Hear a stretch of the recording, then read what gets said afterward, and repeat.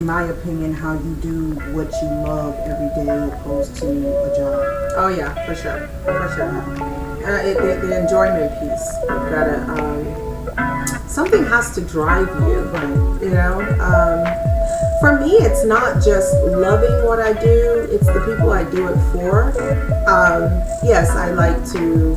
I enjoy the fact that I am a homeowner. The Nigerian accent was about to come out for a second. Homeowner. Enjoy the fact that I'm a homeowner. Enjoy the fact that I can, do certain things and live a certain way. I'm not wealthy. I got a lot of mouths to feed, so, they're always in my pocket.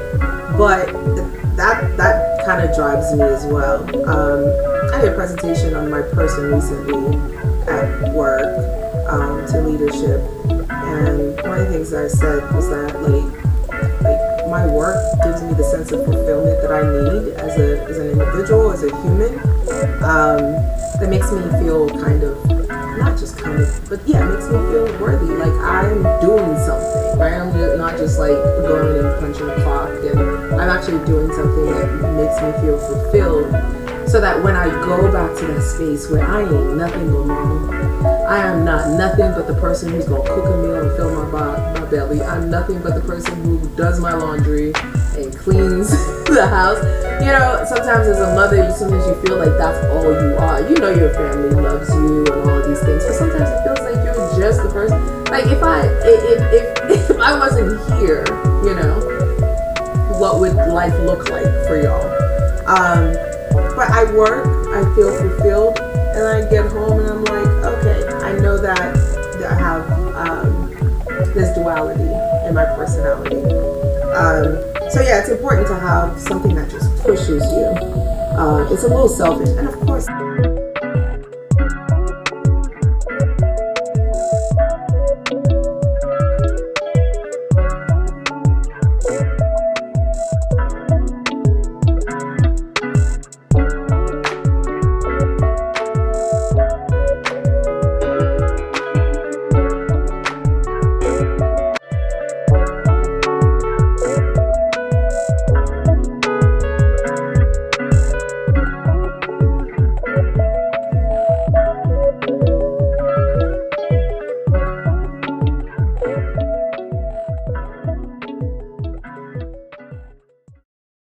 Today I have a very, very special person with me, my homie, my ace boon coon, my road dog. But before I introduce my ace, I wanted to actually let you guys know this podcast is a little bit about friendship within the entrepreneurial space. So when it comes to being an entrepreneur, it's very important about the people you're around. Your network is your network, okay?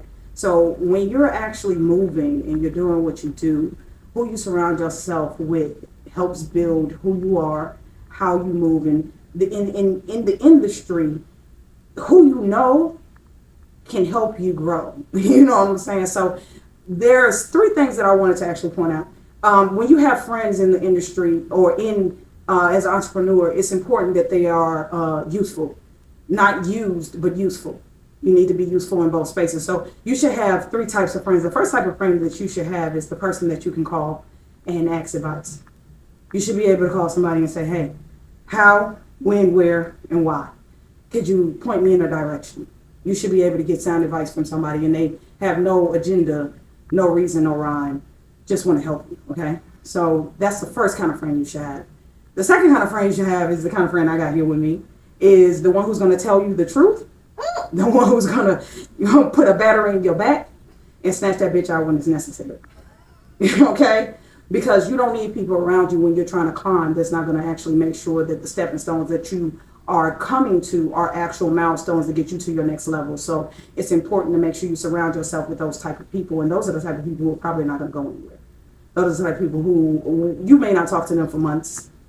Some of my friends like that I haven't talked to for years. But I know when I get them on this couch, guess what? It's going to be love the whole time. Nothing but love.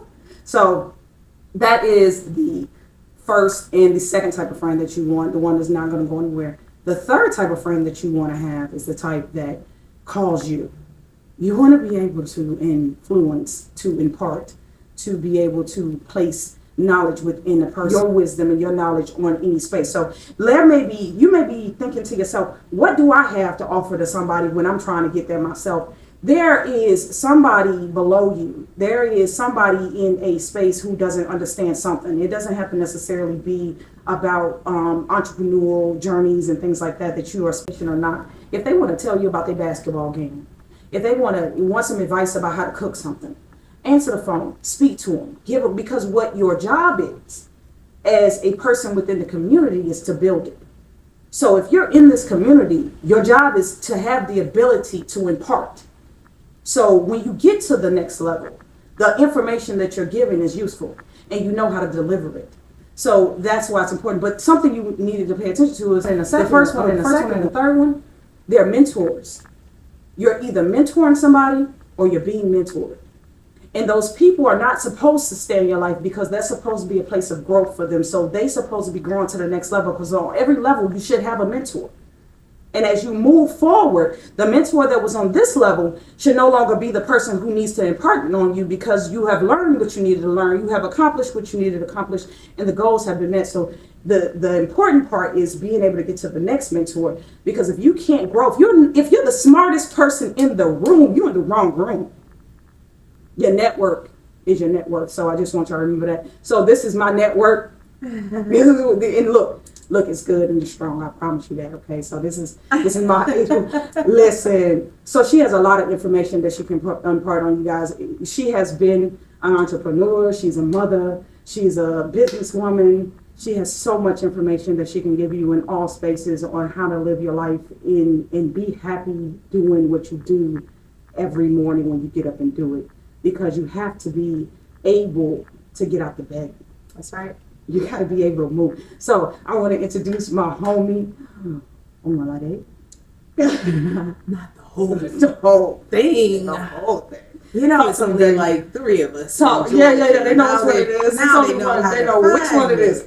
Okay, we still gotta spell it though. Don't do that. No, we still gotta spell it. But yeah, please talk to my people. Let them know how you doing today. I'm good. I'm nervous. I'm like, what you got me about to talk about? Nothing. What are we about to talk about? Am I supposed to be corporate or non-corporate or somewhere in the middle? Because right now, I'm just joking. I'm not corporate. But I really wanted to first kind of just highlight some of the things that you've done in your life. Oh gosh. Oh my God. So let's just start with the fact that you're a beautiful person. That's the first thing. So sweet. Yeah, that's the first thing. Let's just talk about the person. All right. So you're an awesome person. Okay. Heart, cool. Thank you. But let's talk about some of your accomplishments. So I just want to point out the fact that this young lady has finished high school twice. No. So, first of all, you said I'm awesome, but I think you're awesomer. Thank you. I am so proud of you I appreciate for, this. Because what? Super proud of you. We've talked about things over the years, and to see you like walking into your purpose, walking into the things that you're good at and can make a difference. I'm really proud of these you. bad boys. Thank you. They can't stay up. Hey man, that's the problem. But we're gonna move on from that conversation. Woo! That's the non-corporate. Hey, that's the non-one. So I did almost finish high school in Nigeria. At what age though? It's normal. No. You're not in Nigeria right now, so I need you to understand the reason why I'm asking. So at what age? So I was 14 when I moved here. I had 1 year left in school back home. So you were a junior. I would have. If we rank it the way we rank. Yeah. So it's not. You have a 12-year education, just about the same, but split 6 and 6. So 6 in primary school, 6 in secondary school. I was in my 5th year of secondary school. Well, finished my 5th year, came here, and went back to the 9th grade because y'all don't know how to read Nigerian African transcripts. Then people in Peachtree City said, we don't know what any of this. Means. It's in English, Right. but we don't know what it means. Right. So there's no way you're about to graduate. We're gonna put you back in ninth grade. And honestly, I didn't know what it meant because they were like, "You're gonna be a freshman." Everybody kept saying freshman, freshman, and I'm like, "Okay." So in my head, I'm like, "That means I got 1 year left, right?" And then it was like halfway through the semester, I realized freshman means you just freshly started. That was very upsetting. Yeah, I can only imagine. That was very upsetting. Yeah, so how was that experience? School was easy. Yeah. Oh, I breezed through high school. I had too much free time. That's probably where things That was started to where go the left a conversation little comes bit. in. But yeah, no, school was too easy. It was. I was having a conversation with someone recently about this because they have some experience with other Africans and like, man, y'all are so smart. I bet you just be looking at us like you dumb Americans. No, we don't. Not all the time. I don't speak for myself. Yeah, you guys speak for everybody. I don't do that, but it was like extremely easy. Like we learned 3 different curriculums growing up in the school that I went to. How many languages do you know? Well, 2 and a quarter. It used to be 2 3/4, but y'all don't speak French here. You lost some of that. Y'all don't speak French here, so Not well. nobody to practice with. No. But anyway, moved here, had that high school experience. Became a teen mom early. I think this is kind of what you want me to get into, No, I right? As didn't. far as like the journey to working. I wanted to get to the journey of you. Is Okay, that a part of this the is journey? the journey of me. Right, there you go. So I had my 2 older boys. I have 4 kids, so my older 2 I had 16 and 18. I was in school and dreams of like having a PhD, and I'm very academic naturally. I'm competitive when it comes to academics and all because I'm Nigerian and my daddy wasn't having that. But having to feed children early as an immigrant and all of that, coupled with the fact that I found out that my second son was on the spectrum, I realized really quickly that you don't have time to go the traditional route. You're gonna have to figure out how to make money really quickly and do it in a flexible way, a way that allows you to still grow but feed your kids. So at the time I was working customer service at just like a company, we'll say, and we had someone from an insurance company come to sell us products. And some days he'd come in and it was like real chill, like we were busy and he just didn't have anyone really interested in coming in. He'd just be like, well, I'm gonna leave, I'm gonna see y'all tomorrow. So I said, wait, hold on. You just leave when you want to? Like, you just get up, you show up around lunchtime, you leave around 2. How does that work? Because I leave at 4:59 and be cussing everybody on the way between Roswell and Stone Mountain, because if I get to the daycare like 30 seconds after that, I gotta pay. And so, he was like, I sell insurance, and obviously he sold insurance. He's like, I work for XYZ company, and I'm basically an entrepreneur. I work for a company, but I set my own. Yeah, you're an independent contractor. So I was like, well, sign me up. I don't want to do that. How much you pay?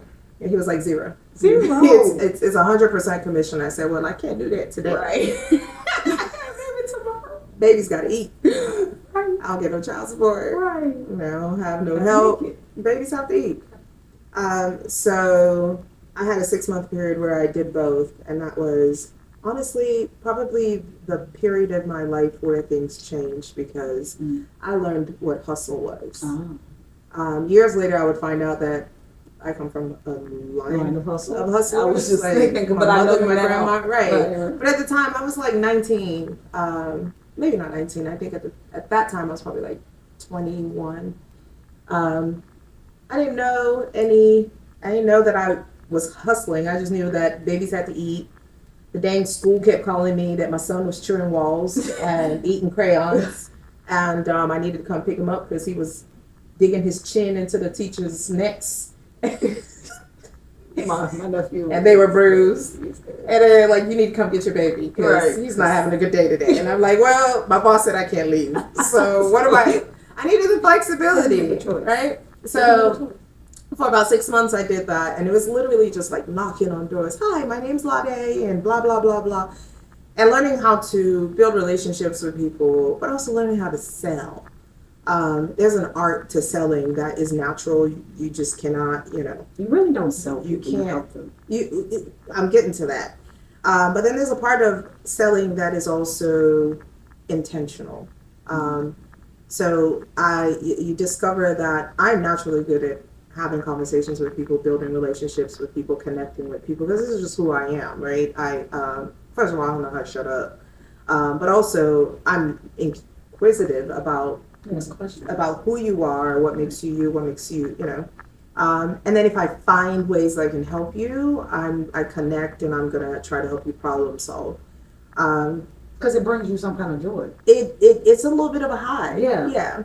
And so I found a niche in that space where life insurance was a gap that I didn't even really know what life insurance was. You don't have life insurance as a Nigerian. That means you're gonna die. Like, I remember the first time I tried to sell my mother life insurance, she was like, no, I am going to live. no, why would I do that? It's like if you get life insurance, now all of a sudden you're gonna die. That's not how it works. But working with other single moms who, just did not think outside of like your present moment, it's so hard. Like you have to think about feeding your kids in that tight space, that small corner of this world that you take up, that you're not really thinking, you don't have the ability to think long term and big picture. So I did pretty good at it. I was pretty good at it, and it came from an honest and wanting to help people place. And so it wasn't me selling as much as it was me helping people solve an issue, a gap in their lives.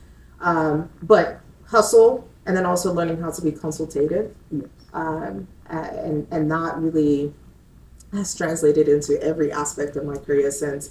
After that, I got married and had another baby. I just kind of coasted off a residual income from insurance for a couple of years there. But so then, how long did you sell insurance? Because you went from you jumped. You know that, right? No. 5-6 years. You sold for 5-6 years. Mm-hmm. And were you able to scale or what?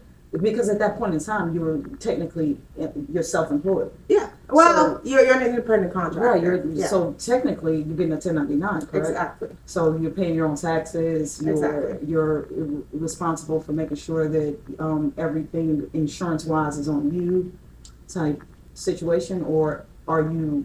I'm trying to remember. I don't even think they provided us insurance at the time. It wasn't required. So Obama came and changed a lot of things in that space as far as regulations. But this was pre-Obama, I believe. I am horrible with dates. And I didn't have insurance. I did not have health insurance. So you worked for an insurance company? I had an insurance company, but it wasn't medical insurance. It was some of those. If I start saying of course, yes. If I say some of these products, you'll know what company it was. So there was the life insurance and some of these other hospital accident type insurance products that you can sell that you can use as well. But medical insurance I didn't have, right? There's no way to get medical insurance back then outside of an employer or government funded. And if you're an immigrant and your mother's telling you if you go apply for Medicaid, you're going to get deported. So you did all of this with no insurance, being on the spectrum, yep. And having another son at a young age. Yep. You're doing all of this, no insurance, no. Okay. Yeah, I mean, I was lucky that I was young, right? So in that entire time, I did not have any medical issues. But for me, what was important is if something happened to me today, I walk outside, God forbid, get hit by lightning. What happens to my children? Right. What happens to my son with special needs? Right. Who is there something? There's nothing set aside. I'm broke at this point, right? Like I ain't got nothing to leave anybody. But you trusting your situation. What do you mean? Like in the sense of you're like saying, "Hey, I gotta go sell this stuff because I'm good at it." Yes, absolutely. So yeah.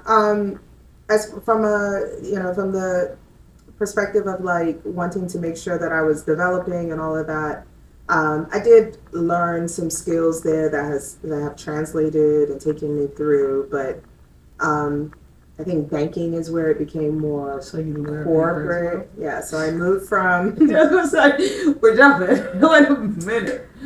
I went from.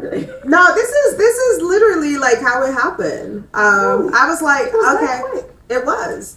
I wanted to that quick because I was there for I believe like when I was in banking. right Yeah. when you were in banking, Mm-hmm. but when you were originally in sales, I knew you've been in Insurance? sales. No, Not insurance.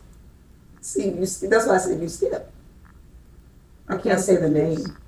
Yeah, so the insurance company, and then I worked for the bank. There was no gap. Not Gap, just another company. Yeah. No, insurance. With the materials, the flooring.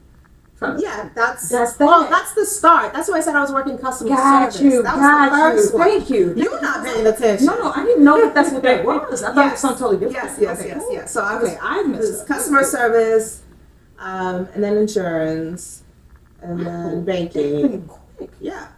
I mean, it was seems really like it's quick big now, though. but that's because we old.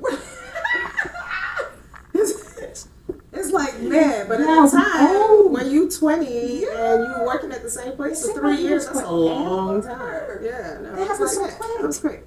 Wow. Yeah. So, banking. Yeah. Back to that. Banking. I thought going into banking, right, that I was going to be just, I don't know, sitting at the desk, moving the mouse.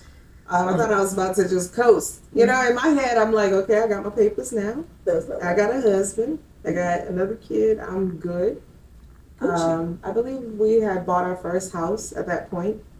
And so I was thinking, life is about to be good. I'm just going to go move a mouse somewhere. Type, press the keyboard a little bit and just be chill. And then I realized, oh, you can have your salary plus a bonus, little extra money. And don't tell me, you again. don't tell me I can make some more money because That's the I'm hustle. going to do whatever it takes Yeah. to make that extra money. And that's what happened. They're like, if you do boom, boom, boom, boom, you'll get boom, boom, Because boom. I remember that. I was like, well, I'm going to do boom, boom, boom, boom. And I'm going to get boom, boom, boom and a little extra on top. And so that hustler came out again. And I mean, at this point, I'm not an entrepreneur or anything, but like, I just was like, I got to sell. Right, that drive. I got to sell. But it was the same thing. Yes, you the drive. sit across from me, you're telling me about your kids and they issues. I'm telling you about my kids and they issues. And you like, dang, it's not that bad. My life's not that bad. And I'm like, well, yours sucks too. But here's how I can help you. Right, with your life sucking You as know? well. I'm just joking. We got to suck the lives together. Don't worry. But, you start to like try to help people connect and just help them improve their lives. And it also helped me improve my life as Right. well, because in the process you're learning things. Like I'm learning, I just bought a house. I knew nothing about the mortgage I just signed. But as I'm helping people through the process, and I'm actually taking the time to read some of these documents, and I'm like, You go back and read mine. oh, wow, we signed that, huh? Understanding credit, understanding all of these things that like we don't know until we are in these situations. And then, using that to help people around me and also, the person that's sitting across from me. So that was also another big part of my life. I think that's probably where you knew me, met me. And, Like really met you, yeah, so I probably seemed a lot more like, hi, my name's Sade, No, I'm professional. I wasn't studying at that time. I was doing my own shit. Oh, Yeah. I thought I came off as professional then. I didn't. I could have just been, You could have. I don't care. okay, I was focused on myself. okay. I know. Well, that sucks. Yeah, don't worry. So don't even worry about it. You're awesome now. So whoever you were then.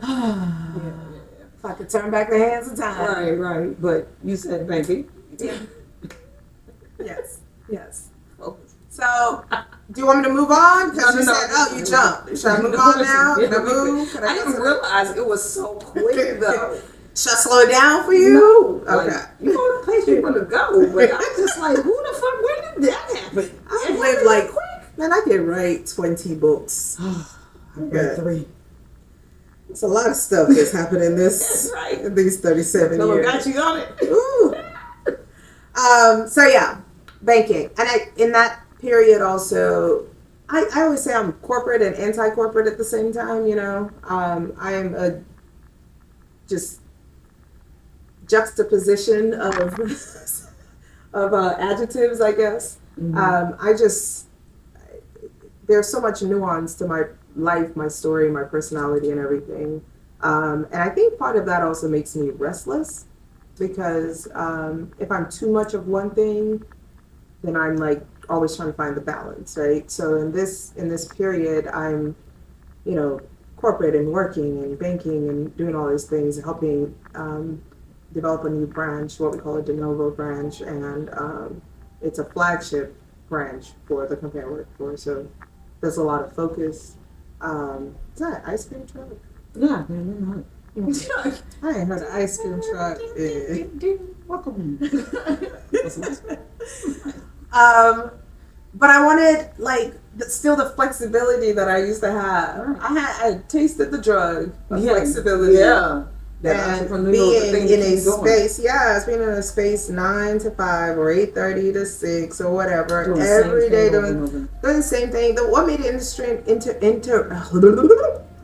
were the conversations that I had with people, blah blah blah. That was different every day, but of course, like it's still doing the same shit at the end of the day, right?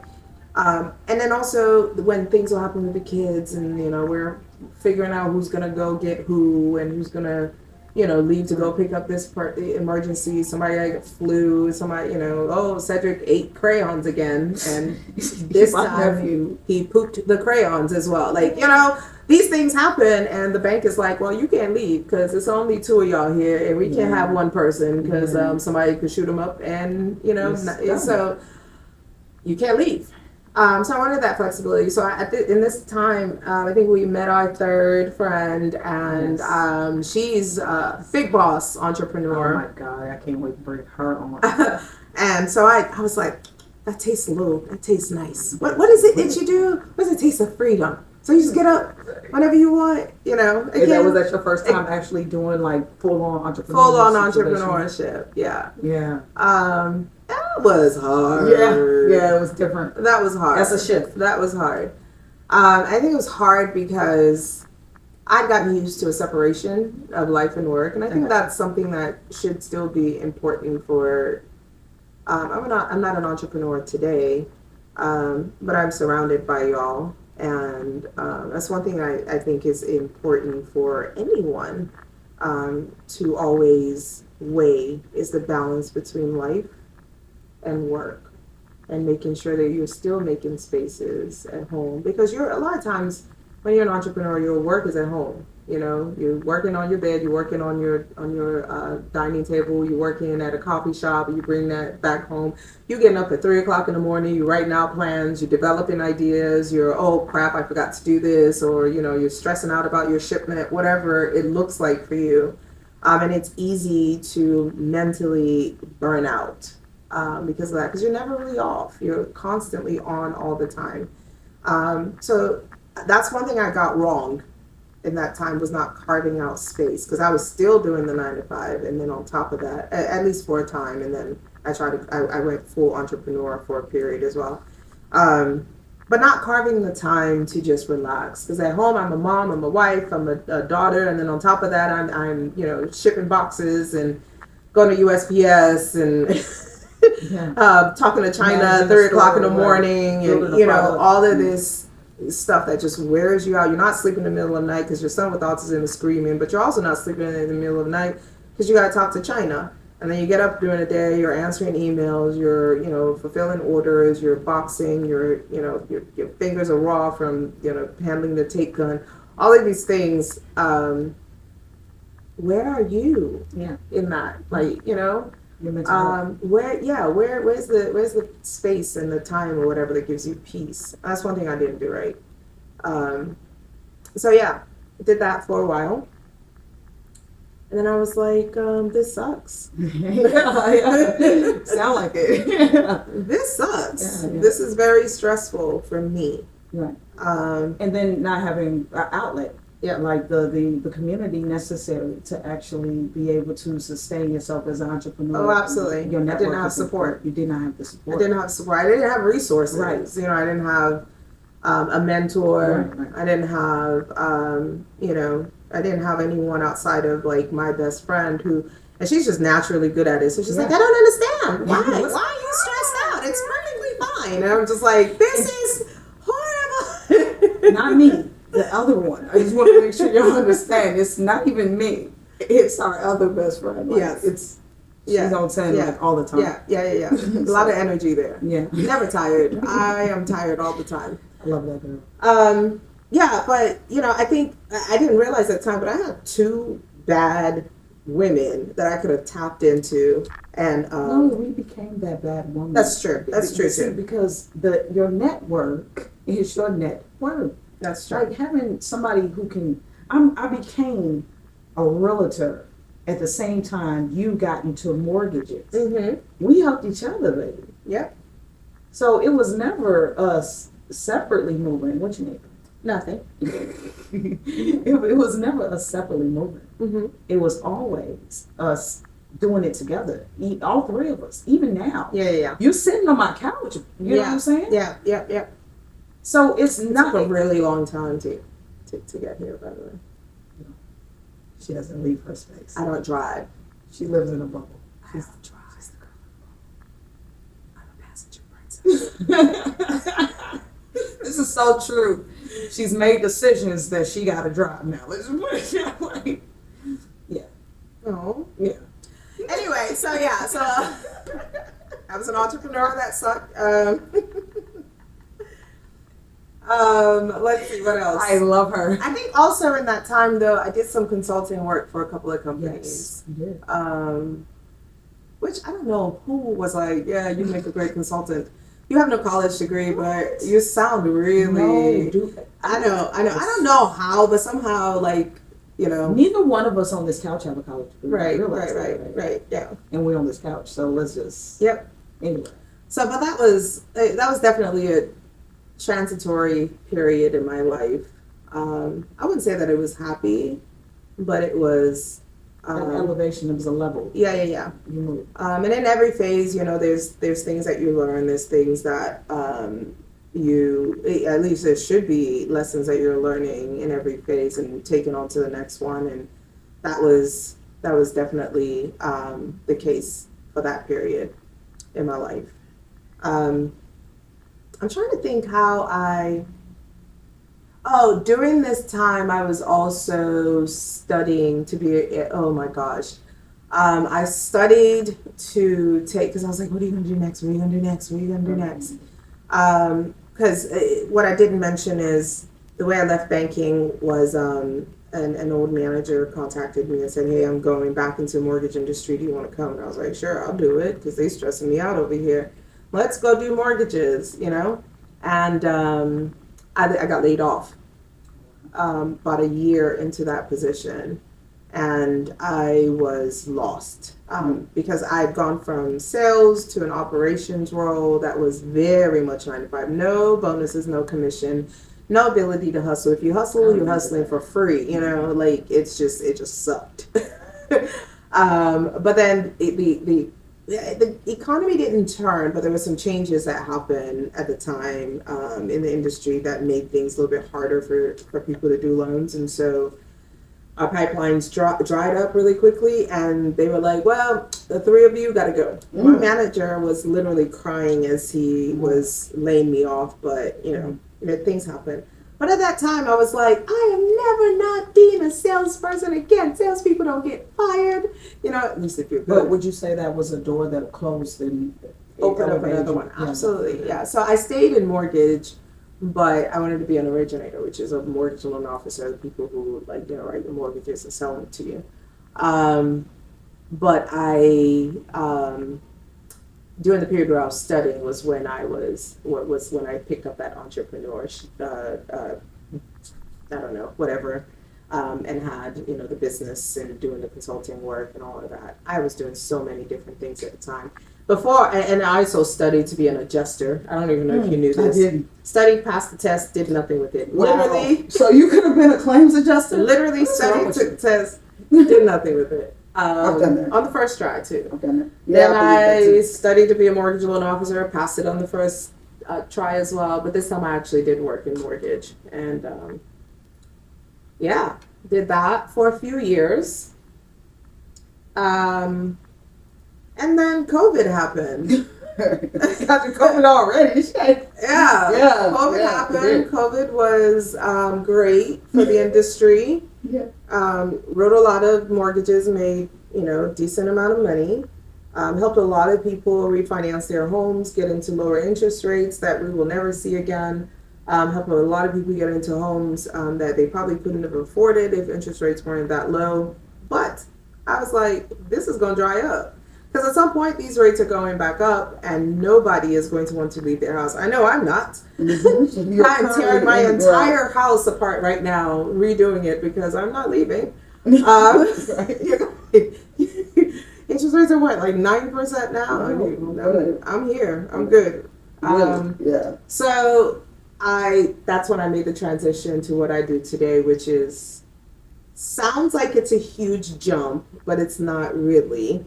I'm still in sales, but I work for a data and analytics company that is still in the finance space. But so I just want to point out, okay, so you said it's like a huge jump, but it's kind of not. Right. It's really not a huge jump if you really pay attention to the fact that everything that you're doing what fits who you are.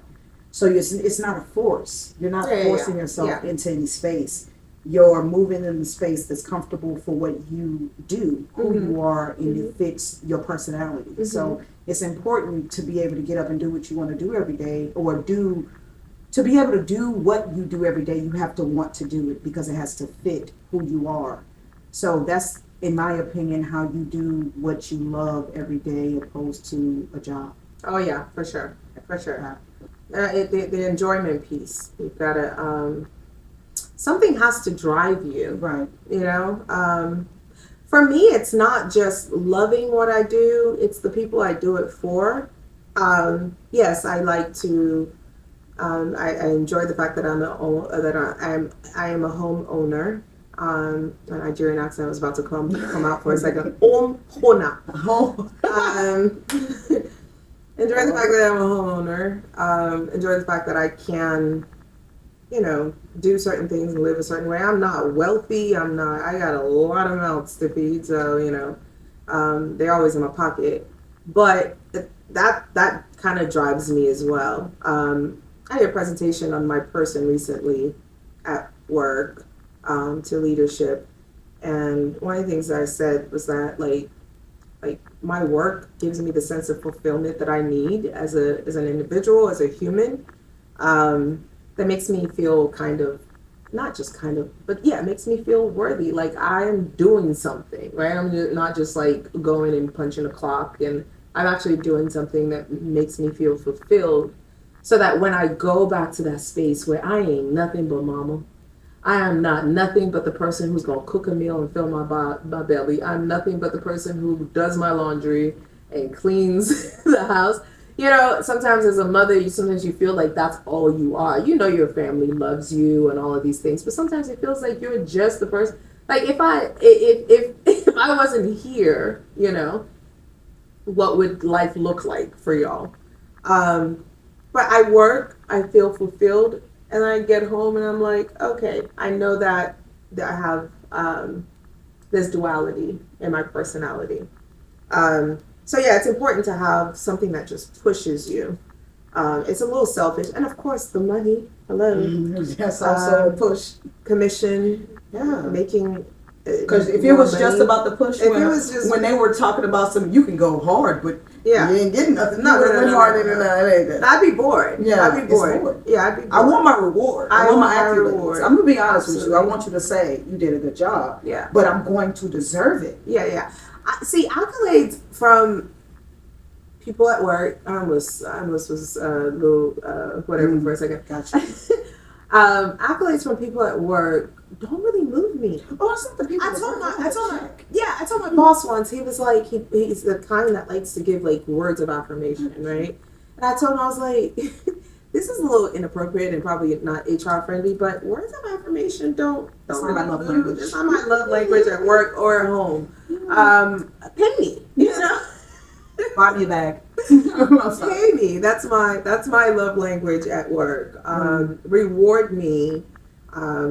Make sure that my commission check is not messed up. Yeah, that kind of makes stuff. sense. Put together a compensation plan that reflects the kind of work that I do. Right, and That's what makes me. I earn it, so Absolutely. give it to me. Yeah. Absolutely, yeah. So yeah, that's all day. Yeah. And here she is today, Yeah, beautiful. stressed, Thank you. got bags under my eyes, But happy. but happy, Yeah, because you're doing what you, peace, because you're doing what you love. at peace. Yeah. Means thank you so much for sharing with me. You're No, awesome. you're awesome. Thank you. I appreciate it. Boss. Yeah, I try. Thank you. Thank you. Thank y'all for joining us. Please come back. I'm going to have so many more guests. If you have any questions, please leave them in the comment section. I'll try to respond. Anything that you guys want us to talk about, anything that you want us to bring to the platform, this is your platform. We want to make sure that you have what you need and you're here. Please join us again and have a good one. Bye.